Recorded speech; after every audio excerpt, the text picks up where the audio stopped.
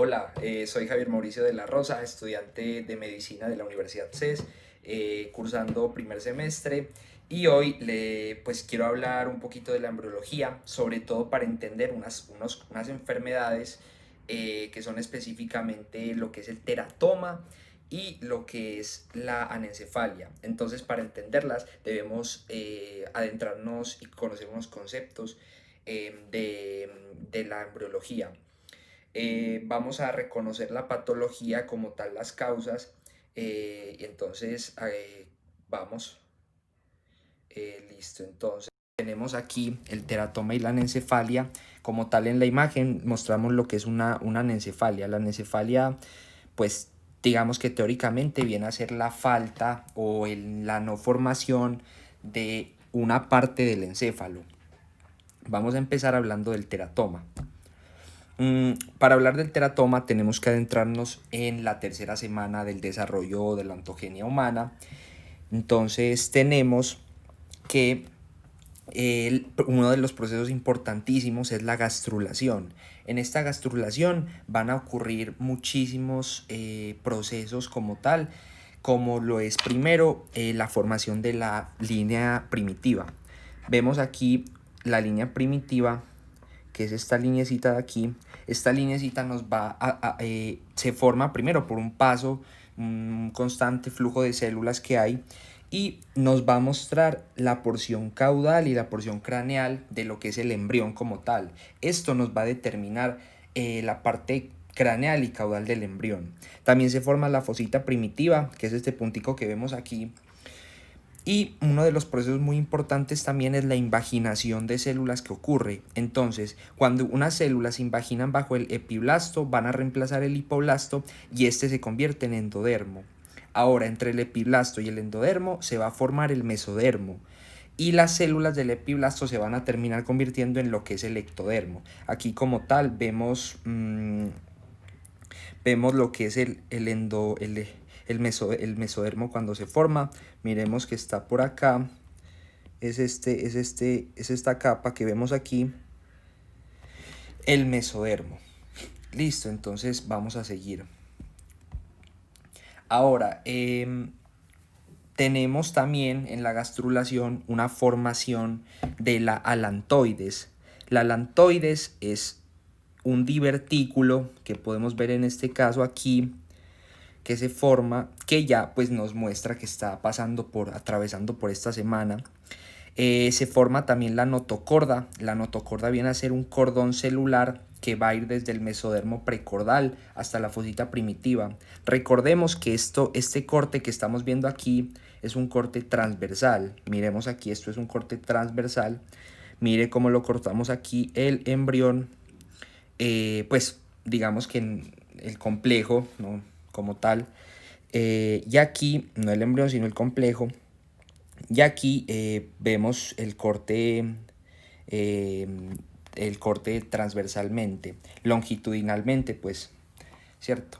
Entonces, ahora sí tenemos la notocorda, que es lo que estábamos hablando. La notocorda viene a ser esta parte de aquí, que va a ser un cordón celular que va a ir desde el mesodermo precordal hasta la fosita primitiva. En el mesodermo precordal puede expresarse el gen gosecoid. Este gen gosecoid puede, cuando se sobreexpresa, nos puede formar lo que son una doble cabeza. ¿Por qué? Porque este gen aporta en la formación de la cabeza como tal. Listo. Y aquí es donde empieza donde tenemos el término, el concepto que estábamos buscando. El teratoma. Uno de los casos de teratoma va a ser sacrococcigio, que se forma en el desarrollo del humano, ¿cierto? Entonces, eh, cuando cuando no deja de proliferar esa línea primitiva, cuando sigue formando células, es cuando causa el teratoma, que viene a ser no más que un tumor que en este caso se desarrolla de esta manera. Vemos aquí el teratoma se desarrolla en la parte caudal. ¿Por qué? Porque ya sabemos que la línea primitiva se nos va a formar en la partecita caudal y es lo que nos va a determinar como tal lo que es la parte caudal y craneal del embrión, ¿cierto? Ahora sí, vamos a seguir con el otro término que es muy importante, que es la parte de la anencefalia. Para este tenemos que adelantarnos un poquito y vamos a llegar hasta el periodo embrionario. El periodo embrionario nos va a mostrar, nos va a representar lo que es un periodo aproximadamente de la cuarta a la octava semana de la ontogenia humana. En este periodo ocurren unos aspectos que nos van a interesar para este concepto, que son el proceso de diferenciación. Es un proceso en el que varias células se especializan, los tejidos empiezan a tener especializaciones, empiezan a ver los primeros indicios de los órganos y aquí se van a derivar de lo que es son estas tres capas, se van a derivar muchas cosas. En este caso vamos a ver lo que se deriva del ectodermo. Del ectodermo se nos va a derivar lo que es el sistema nervioso, ¿cierto? Se nos deriva el sistema nervioso y para la formación como tal del sistema nervioso hay un proceso que es la neurulación. La neurulación empieza con la neurulación primaria, en la que se forma una placa neural. Esta placa neural está formada por el mesodermo precordal y la notocorda. Ya vimos que es la notocorda, ese cordón celular como tal. Estos dos van a influir, van a influir la formación de esta placa y los bordes como tal de la placa de la placa nos van a formar unos pliegues, los pliegues neurales, ¿cierto? Ahora, ahí se va a formar, estos pliegues van a formar lo que es un túbulo o un saco neural. Miremoslo aquí, el túbulo saco neural, en el cual se empieza a formar la cabeza, ¿cierto? Entonces es muy importante que tengamos en cuenta que desde este momento ya empezamos a ver indicios de la cabeza. Ahora, se nos forma el neuroporo craneal, el neuroporo caudal. Estos neuroporos van a tener un contacto directo con lo que es el líquido amniótico, que tenemos que saber que es tóxico no para el organismo, sino para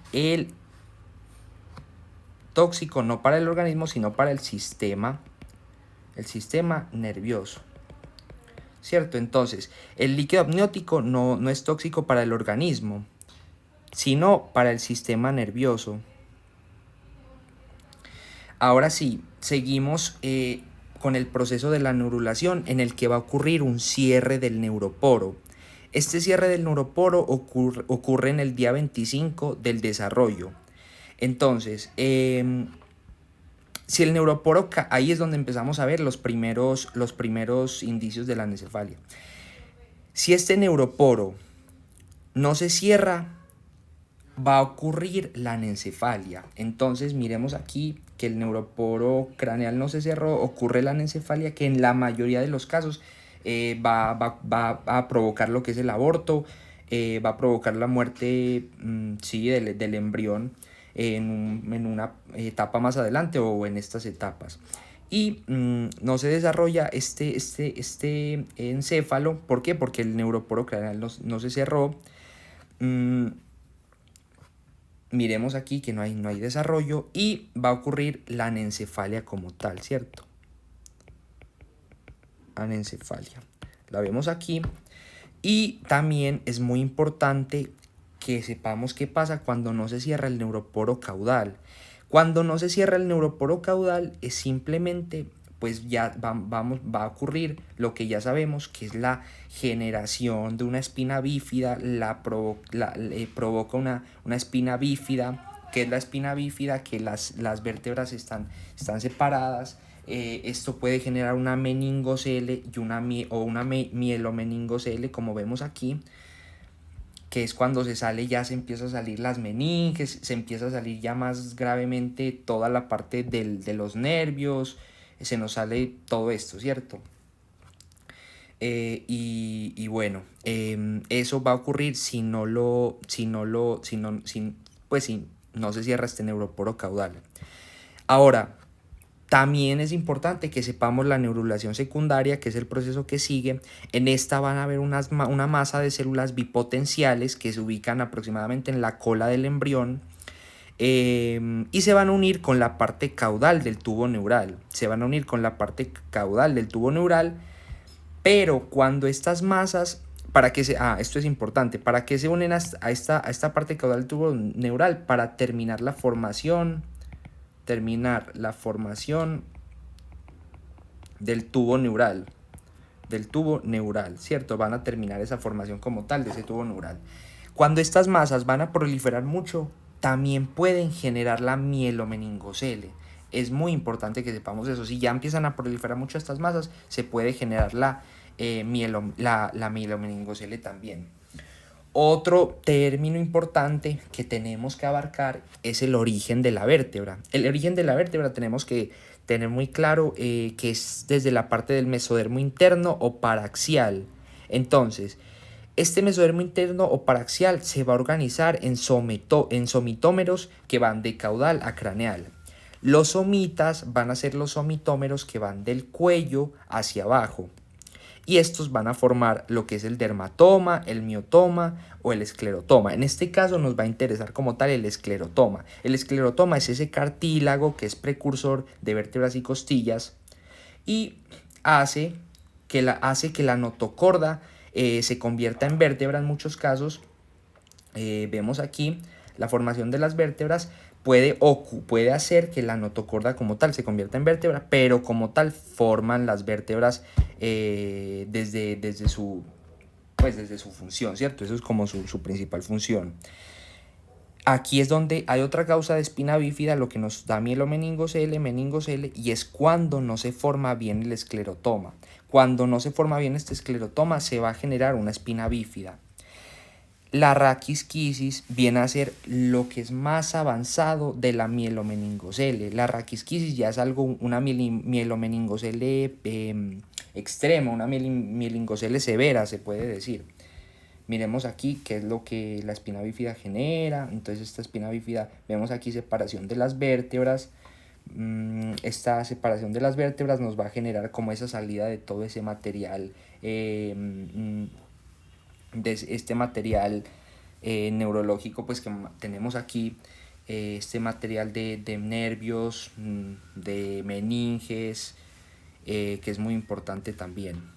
La bibliografía que se usó para esta explicación es la clase escrita de histoembriología de primer semestre de la Universidad CES, realizada por el doctor Jairo García, y se usa mucho también lo que es la embriología médica de Langman, el libro. Muchísimas gracias por su atención.